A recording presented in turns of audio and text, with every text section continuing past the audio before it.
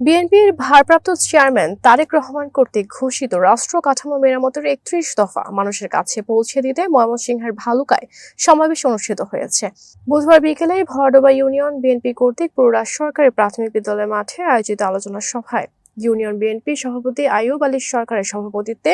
এবং উপজেলা বিএনপির যুগ্ম আহ্বায়ক সাখাওয়াত হোসেন পাঠানের সঞ্চালনায় প্রধান অতিথি হিসেবে ছিলেন বিএনপির জাতীয় নির্বাহী কমিটির সাবেক সদস্য ময়মনসিংহ ১১ আসনে বিএনপির মনোনীত প্রার্থী ফখরুদ্দিন আহমেদ বাচ্চু।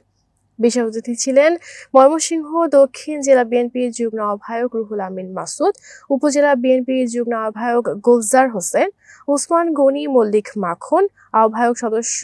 আহমদ কাইয়ুম সরকার রিপন, আহমদ রহিম আকন্দ, অ্যাডভোকেট অন্তর সহ অন্যান্যরা।